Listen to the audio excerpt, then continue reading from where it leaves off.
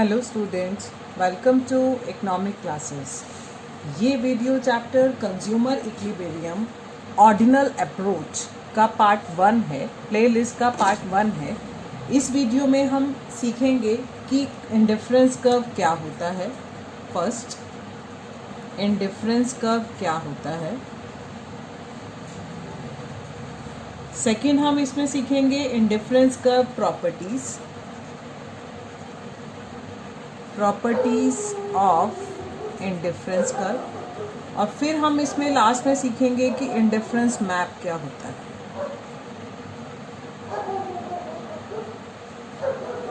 तो हम video start करते हैं। सबसे पहले हमने जो लास्ट वीडियोस में किया वो हमने कार्डिनल अप्रोच करी थी, जिसमें मैंने आपको यूटिलिटी में के बारे में सिखाया कि यूटिलिटी जो होता है वो एक साइकोलॉजिकल कंसेप्ट है। उसमें ये कहा गया कि इसमें यूटिलिटी को जो है हम नंबर्स में मेजर करते हैं, इसको नंबर्स में नापो। यानी कि जैसे कि अगर आपने 1 कप चाय पी है तो इसको नंबर में बताना है कि आपको कितनी यूटिलिटी मिली, जिसको हम यूटिल्स कहते हैं, लाइक 1 यूटिल के बराबर, 10 यूटिल के बराबर। तो कई सारे इकोनॉमिस्ट थे जिन्होंने इसको क्रिटिसाइज किया इस अप्रोच को, कि कैसे कोई भी अपनी कंजम्पशन जो उसने करा और उससे जो उसको गेन हुआ, जो उसको यूटिलिटी मिली, वो अपनी यूटिलिटी को नंबर में कैसे बता सकता है। उनका कहना था कि वो नंबर में नहीं बता सकता। तो उस अप्रोच को क्रिटिसाइज किया था हिक्स एंड एलन ने, और इन्होंने कंसेप्ट को चेंज किया और इन्होंने कहा कि नहीं, जो भी यूटिलिटी होती है उसको नंबर्स में मेजर नहीं कर सकते हैं, जबकि हम उसको रैंक जरूर कर सकते हैं कि हम पहले नंबर पे हमें सबसे ज़्यादा अच्छा किससे लगा, दूसरे नंबर पे हमें किससे ज़्यादा अच्छा लगा, तीसरे नंबर पर हमें किससे ज़्यादा अच्छा लगा। तो जैसे कि मान लो एक लड़की है, उसने चॉकलेट और आइसक्रीम दोनों पसंद है, लेकिन उसको दोनों में से आइसक्रीम को लेना ज़्यादा पसंद है। ज़्यादा जो है वो आइसक्रीम को लेना पसंद है, ठीक है। तो वो चॉकलेट को कम करेगी और आइसक्रीम को लेगी, ठीक है। अगर मान लो वो चॉकलेट को भी लेगी और आइसक्रीम को भी ले रही है, लेकिन उसको आइसक्रीम को जो है वो खाना ज़्यादा पसंद है, तो वो सेक्रीफाइस करेगी चॉकलेट का, क्योंकि उसने कहा कि मेरे को ज़्यादा अच्छा लगता है आइसक्रीम खा के। तो हमने इस अप्रोच में, कार्डिनल अप्रोच में, ऑर्डिनल में, हमने यही सीखना है कि किस तरह से कंज्यूमर जो है इक्विलिब्रियम पे आता है। लेकिन उससे पहले हमें ये जानना ज़रूरी है कि इंडिफरेंस कर्व क्या होता है, इसकी प्रॉपर्टीज़ क्या है। तो सबसे पहले हम इंडिफरेंस कर्व की बात करते हैं कि what is indifference curve, what is IC. IC क्या होता है?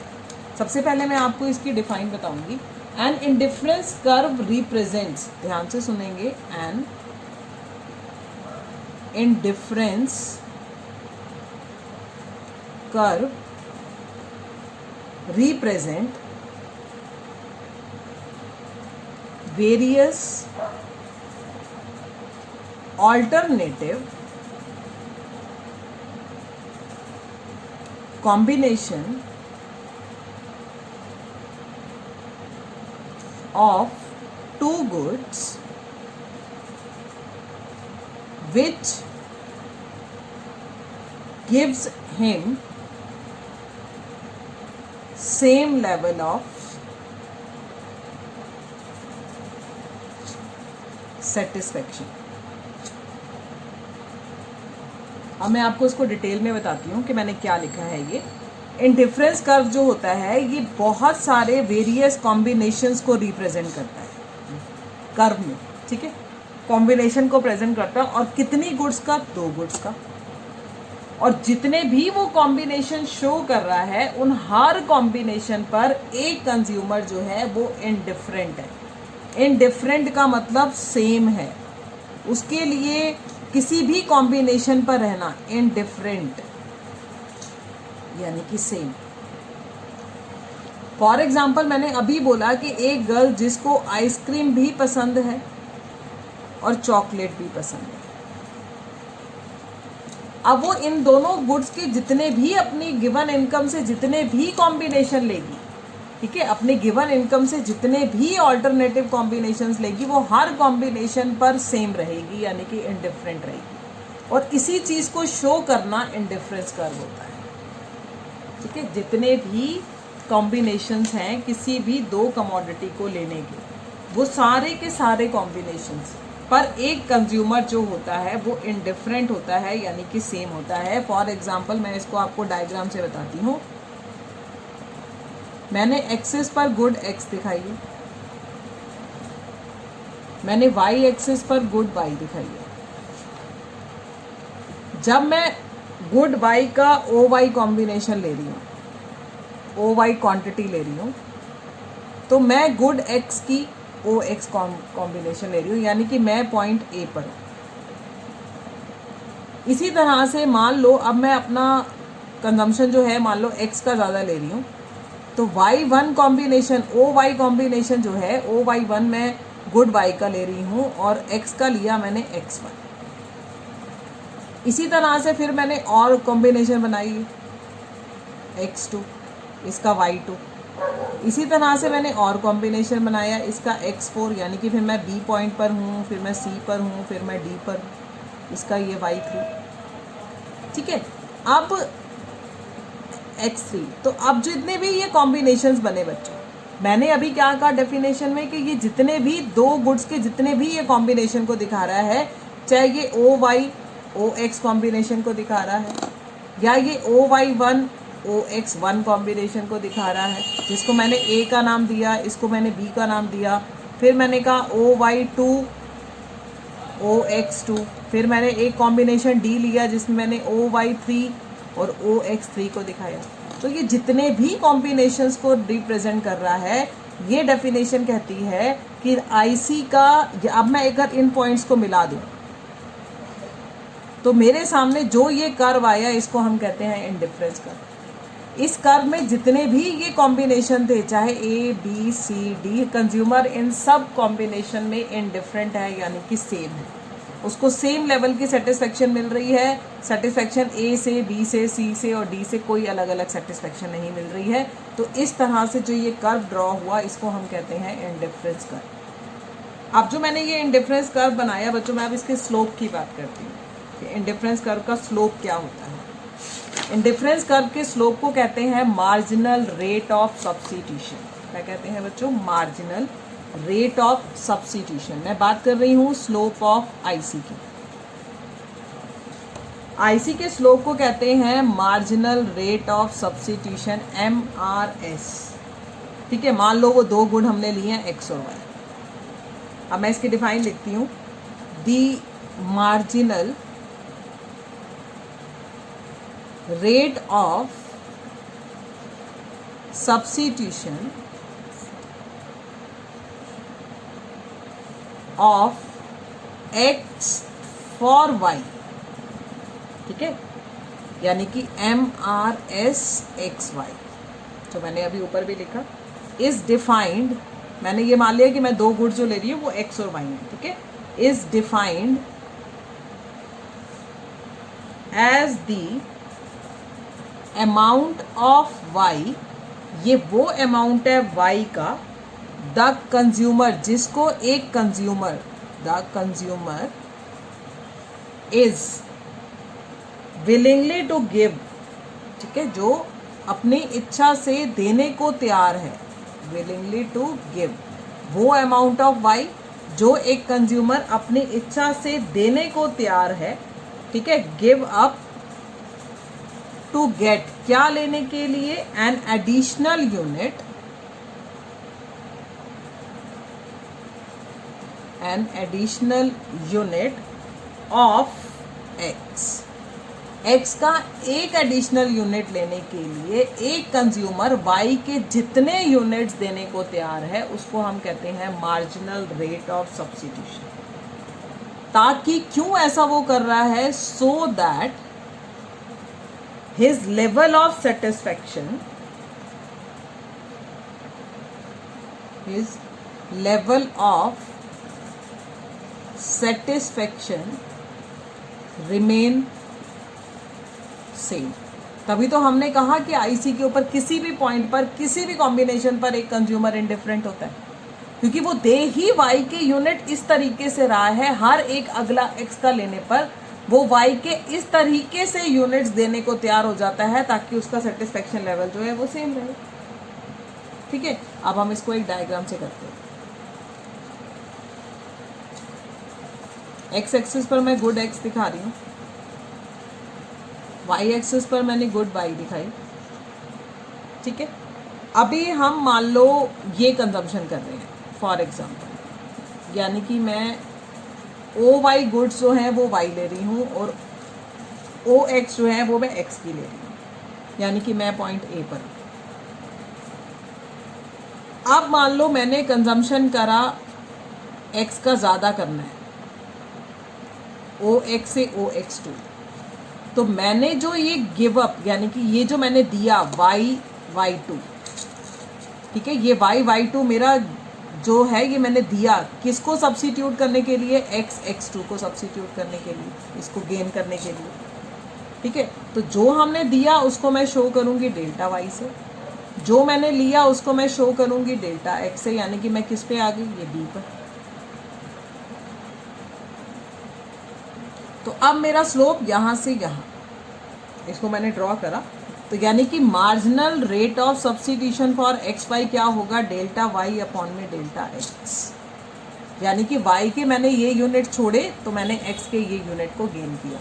अब इसी तरह से हम इस पॉइंट पर आ जाएं, इस पॉइंट पर आ जाएं, तो जैसे जैसे हम इसका जो भी जितना भी यूनिट देंगे और किसको गेन करने के लिए, एक्स को, ठीक है, तो जो ये रेट से वो सेक्रीफाइस हो रहा है, इस रेट की वजह से हमारा MRS, इसको हम इस रेट को हम मार्जिनल रेट ऑफ सब्स्टिट्यूशन कहते हैं, और वो इस तरीके से वो रेट लिया जाता है ताकि उसका सेटिस्फेक्शन लेवल हर पॉइंट पर सेम रहे, वो सेटिस्फेक्शन लेवल नहीं चेंज होना चाहिए, ठीक है। अभी मैं एक बात और भी इसमें बताऊँ, इसको मैं टेबल से भी बताती हूँ, ठीक है। मान लो ये हमने कॉम्बिनेशन दिखाई,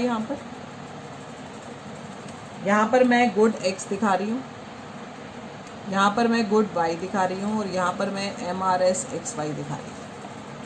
पहला कॉम्बिनेशन, अगर मैं एक यूनिट एक्स का ले रही हूँ और मैं तो उस टाइम पर मैं वाई के 25 यूनिट्स ले रही हूँ, ठीक है। उसके बाद मान लो दूसरा कॉम्बिनेशन, मैंने इसका एक यूनिट बढ़ाया तो मैंने इसके यूनिट कितने कर दिए, 20, क्योंकि आपको याद है हमने एक अजम्पशन भी पढ़ी है कि price and the income of the consumer remain constant, तो वो बात तो यहाँ भी एप्लीकेबल होती है, ठीक है। तीसरी बात ये है कि मैंने अगर इसका तीसरा कॉम्बिनेशन कि जब मैंने इसके 3 यूनिट लिए तो इसके मैंने 16, फिर इसका चौथा कॉम्बिनेशन कहता है इसके 4 यूनिट तो इसके 13, पांचवा कॉम्बिनेशन कहता है इसके 5 यूनिट तो इसके 11, ठीक है, और इसी तरह से नेक्स्ट यूनिट कहता है इसके 6 और इसके 10। अभी मैंने क्या बताया आपको, MRS एक्स वाई क्या होता है, डेल्टा वाई अपॉन में डेल्टा एक्स। पहले लेवल पर हम नहीं कुछ निकालेंगे। अब आप देखेंगे कि इसका 2 से 1, ठीक है, डेल्टा वाई एक्स 1 का गेन है, सेक्रीफाइस 25 से 20 यानी कि 5/1, तो मैं इसको अगर ऐसे लिख दूँ 5:1 तो ठीक है। इसी तरह से अगला देखेंगे तो 4:1, फिर 3:1, फिर 2:1, फिर 1:1। अब आपने ये तो देख लिया कि MRS मैंने आपको बताया कि इस तरीके से निकला, हमने हर बारी रेट। अब इसमें जो देखने वाली बात है वो ये है, MRS जो होता है वो डिक्लाइन होता है।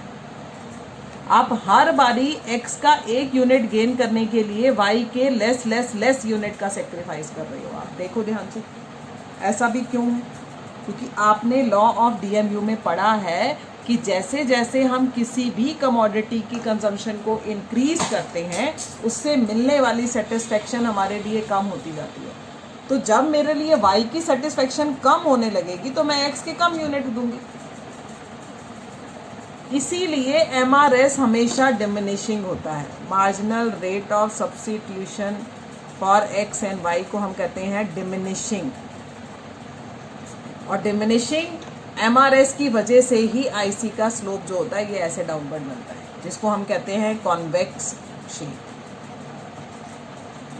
अब रीजन मैंने बता दिया कि क्यों लेस सेक्रीफाइस कर रहा है, बट फिर भी ये बात कि कॉम्बिनेशन उसके लिए जितने भी है ये 1 से लेकर 6 तक वो सब पर सेम है।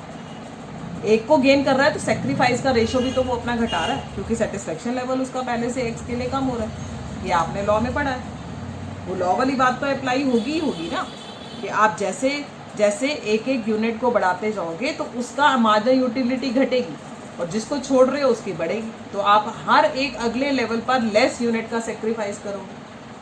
और लेस यूनिट का सेक्रीफाइस करने का मतलब डिमिनिशिंग एमआरएस, और एमआरएस के डिमिनिशिंग की वजह से ही आईसी का स्लोप ऐसे डाउनवर्ड और कॉन्वेक्स शेप का होता है।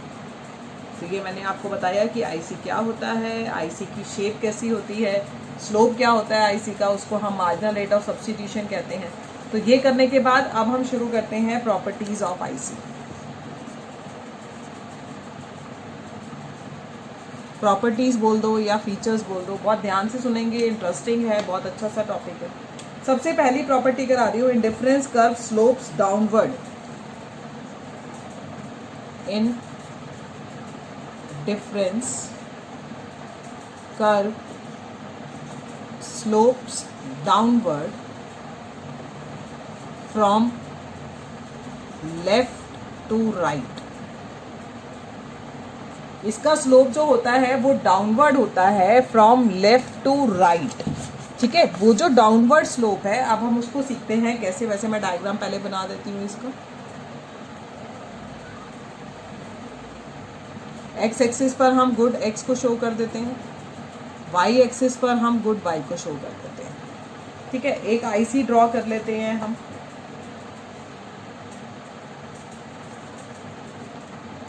मैंने कहा इंडिफरेंस कर्व जो होता है उसका स्लोप जो होता है वो डाउनवर्ड होता है। उसका स्लोप जो डाउनवर्ड है बच्चों, उसका रीज़न क्या है कि हर एक अगला यूनिट, अगर आप किसी का गेन कर रहे हो तो आपको एक यूनिट को गेन करने के लिए दूसरे के जितने यूनिट को सेक्रीफाइस भी तो करना पड़ेगा। It means that an indifference curve has a negative slope. इसका स्लोप कैसा है बेटा? नेगेटिव।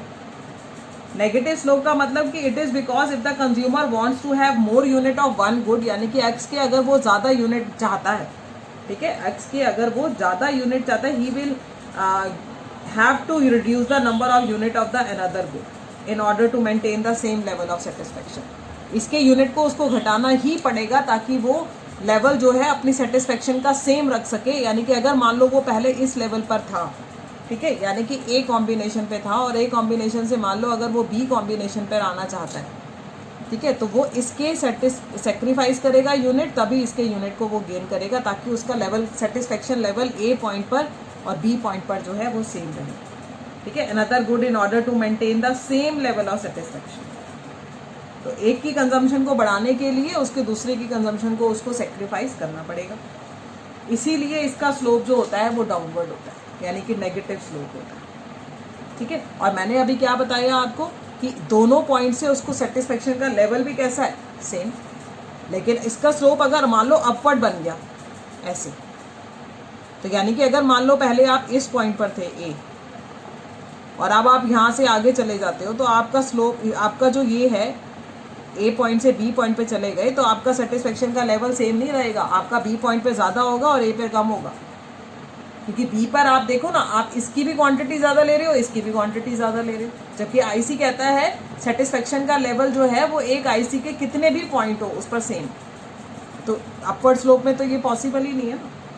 इसीलिए इसका स्लोप जो होता है वो डाउनवर्ड होता है फ्रॉम लेफ्ट टू राइट। ना इसका स्लोप जो होता है वो पैरेलल टू एक्स एक्सिस होता है, ऐसे भी नहीं हो सकता इसका स्लोप। अब उसका भी लॉजिक देखो कैसे, ये गुड एक्स, ये गुड वाई, ठीक है। अब मान लो जो मैंने गुड वाई है वो इतनी ले रही हूँ, ओ वाई,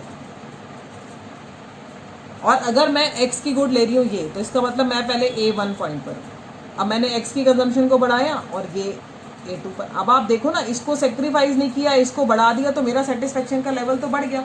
मैं ए टू पर ज़्यादा अच्छी हूँ क्योंकि वाई भी उतना ही मिल रहा है, और जबकि एक्स मुझे बिना वाई को छोड़े मुझे एक्स ज़्यादा मिलने लग गया। जबकि आईसी कहता है नहीं, आईसी का कर्व कहता है कि जो भी पॉइंट आईसी के ऊपर होगा वो सेम लेवल की सेटिस्फेक्शन देगा। तो इसीलिए ये horizontal parallel to X axis भी नहीं हो सकता। सेम ऐसे ही बच्चों ये पैरेलल टू वाई एक्सिस भी नहीं हो सकता। यानी कि अगर मैं फ़िलहाल गुड एक्स का कंजम्पशन ओ एक्स कर रही हूँ और वाई का कंजम्पशन जो है मैं ओ वाई कर रही हूँ, और मैं पॉइंट ए पर हूँ, और इसी तरह से मैं अगर पॉइंट बी पर चली जाती हूँ, तो आप देखो मैंने एक्स को नहीं छोड़ा लेकिन मुझे वाई का गेन हो गया, तब मेरा सेटिस्फेक्शन का लेवल बढ़ गया। यहाँ भी मेरा सेटिस्फेक्शन का लेवल बढ़ा है और यहाँ भी मेरा सेटिस्फेक्शन का लेवल बढ़ा है। जबकि आईसी कहता है सेटिस्फेक्शन का लेवल सेम रखना है। ये हमारी अजम्पशन है कि आईसी के हर पॉइंट पर सेटिस्फेक्शन का लेवल जो होता है वो सेम होता है। आ गई मेरी बात? क्लियर? ये हो गई इसकी पहली प्रॉपर्टी, इसीलिए आईसी का स्लोप जो होता है वो डाउनवर्ड होता है फ्रॉम लेफ्ट टू राइट। अब हम इसकी दूसरी प्रॉपर्टी पर आते हैं। दूसरी प्रॉपर्टी कहती है IC is convex to the origin, यानी कि इसकी शेप जो बनेगी वो कॉन्वेक्स बनेगी। ठीक है, IC is convex to the origin. मैंने अभी आपको बताया कि आईसी का जो शेप है वो कॉन्वेक्स है। वो किसकी वजह से कॉन्वेक्स है? Marginal rate of substitution, diminishing marginal rate of substitution हमें लेना है। इस वजह से हमारे आईसी की शेप जो होती है वो कॉन्वेक्स बनती है, क्योंकि आईसी का स्लोप ही MRS XY होता है। अब मैं आपको उसको बताती हूँ कैसे। MRS XY जो होता है उसकी वजह से वो ये कहता है कि slope of indifference curve, in order to gain an additional unit of good one the consumer prepare to give up less and less unit of good two. X को ज़्यादा लेने के लिए वाई के वो हर अगली बारी लेस लेस लेस यूनिट का सेक्रीफाइस करेगा, और इसी को तो हम MRS कहते हैं। और इसकी वजह से ही आईसी की शेप जो होती है वो कॉन्वेक्स बनती है। जैसे मैं अभी आपको फिर समझाती हूँ कि मान लो ये आपका आईसी, यहाँ आप दिखा रहे हो गुड एक्स, यहाँ पर आप दिखा रहे हो गुड वाई। ठीक है, सबसे पहले मैं ए पॉइंट की बात करती हूँ। ये मेरा ए पॉइंट और यहाँ पर मेरा ये है Y4। ठीक है, OY4 मैं कॉम्बिनेशन ले रही हूँ। ठीक है, और मैं यहाँ पर OX1 का कॉम्बिनेशन ले रही हूँ। ठीक है, फिर उसके बाद मान लो मैं बी पॉइंट पर आ जाती हूँ। ये हो गया Y3, ये हो गया X2। इसी तरह से आप अगली बारी फिर चलते हैं। यहाँ पर अगली बारी क्या हुआ, ये मेरा सी पॉइंट, ये हो गया Y2। उसके बाद फिर चलते हैं आगे, ये मेरा डी पॉइंट। तो आप देखेंगे ना, अगर तो मेरा Y4 से Y3 जो है सबसे ज़्यादा है, is greater than Y3 Y2, यानी कि Y4 और Y3 का जो डिफरेंस है वो ज़्यादा है Y3 और Y2 के डिफरेंस से। इसी तरह से Y3 Y2 का डिफरेंस जो है वो ज़्यादा है Y2 और Y1 से।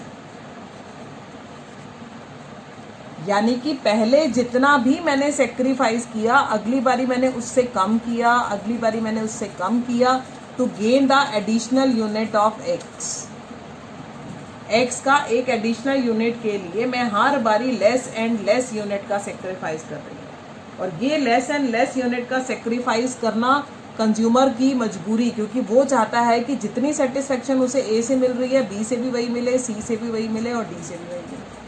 सेम लेवल सेटिस्फेक्शन का मेंटेन करने के लिए हमारे को हर एक अगले यूनिट पर एक consumer less and less unit का सेक्रीफाइस करेगा हर एक अगला यूनिट गेन करने के लिए। x1 से x2, x3, x2 से x3, x3 से x4। तो ये जो होता है इसी को हम कहते हैं मार्जिनल रेट ऑफ सब्स्टिट्यूशन। और मार्जिनल रेट ऑफ सब्स्टिट्यूशन हमेशा क्या होता है? डिमिनिशिंग। क्या होता है? Diminishing marginal rate of substitution of XY। That's why IC is convex in shape to the point of origin. इसीलिए उसकी शेप जो होती है वो कॉन्वेक्स बनती है। क्लियर है ये बात? तो ये इसकी सेकंड प्रॉपर्टी होगी। अब इसकी थर्ड प्रॉपर्टी पे चलते हैं। थर्ड प्रॉपर्टी के बारे में क्या बताया जा रहा है? हायर द IC, जितना ज़्यादा IC ऊपर होता जाएगा। थर्ड प्रॉपर्टी करा रही हूँ, हायर द IC गिव्स या shows higher level of satisfaction.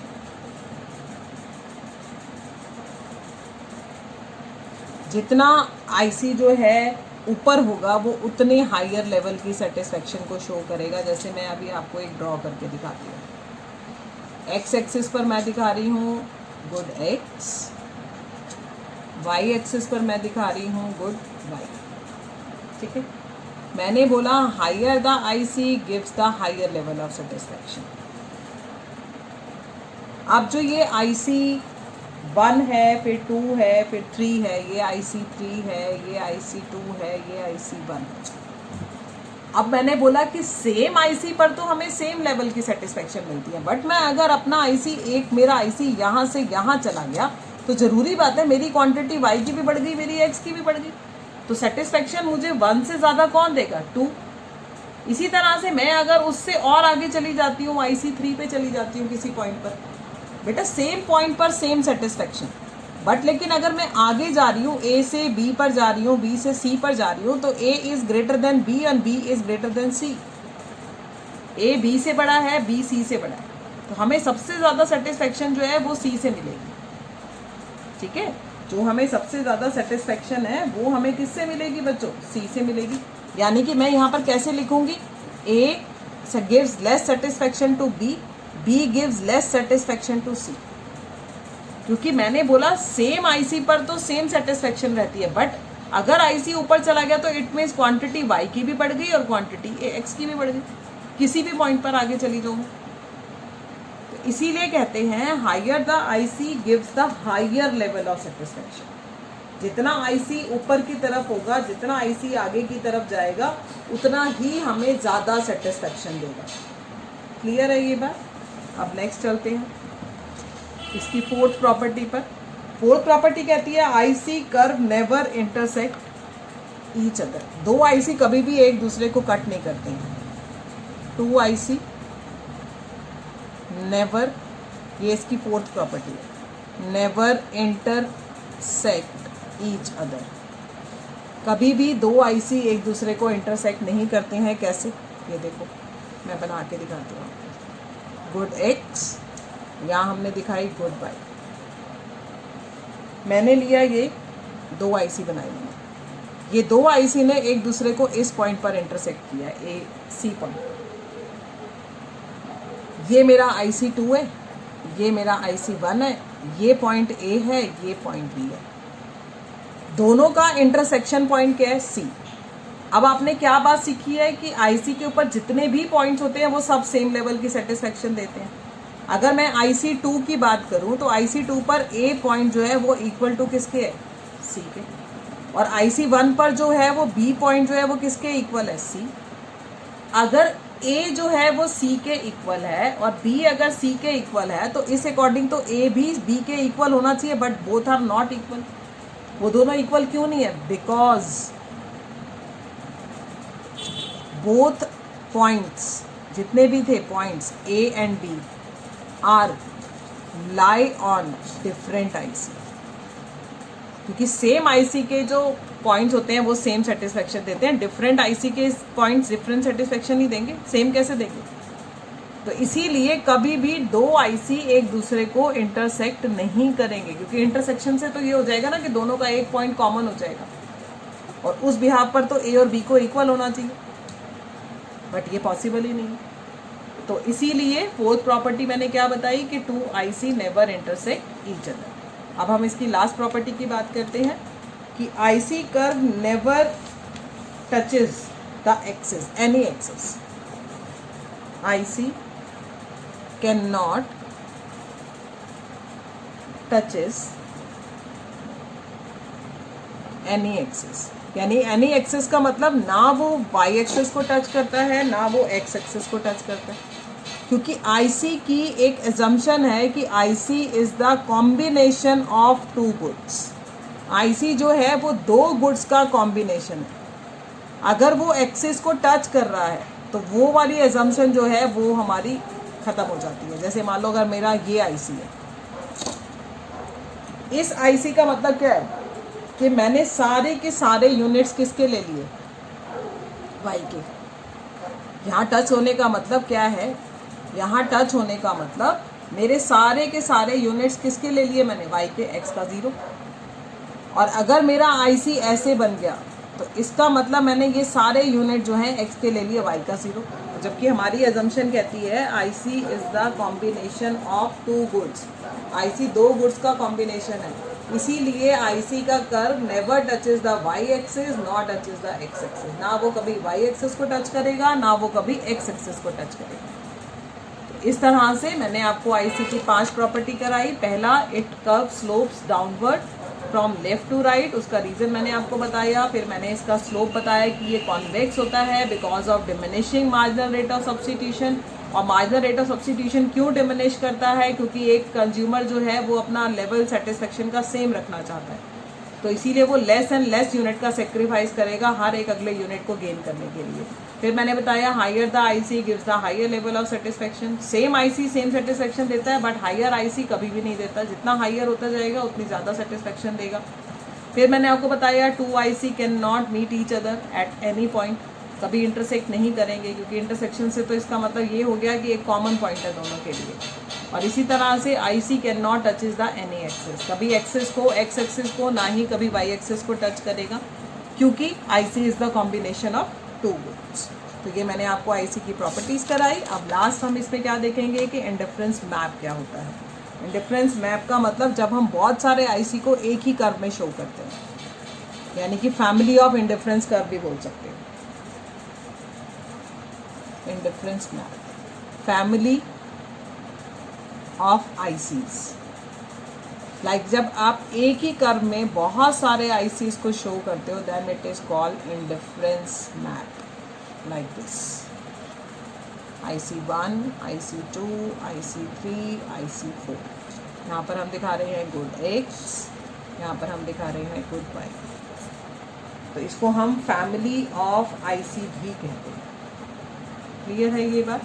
तो आईसी इंडिफरेंस कर्व को हम फैमिली ऑफ आईसी भी कहते हैं, और यानी कि जब हम बहुत सारे आईसीज को एक ही कर्व में शो करते हैं, then it is called the indifference map. तो इस तरह से आज हमने इस वीडियो में इंडिफरेंस कर्व सीखा, उसकी प्रॉपर्टीज सीखी। अगर आपको वीडियो पसंद आए तो आप इसको लाइक और शेयर ज़रूर करें, और अभी तक अगर आपने सब्सक्राइब नहीं किया है तो प्लीज़ सब्सक्राइब भी करें, और साथ साथ नोटिफिकेशन बेल को भी ज़रूर प्रेस करें, ताकि मेरी आने वाली वीडियोस का आपको नोटिफिकेशन मिल सके। Thank you.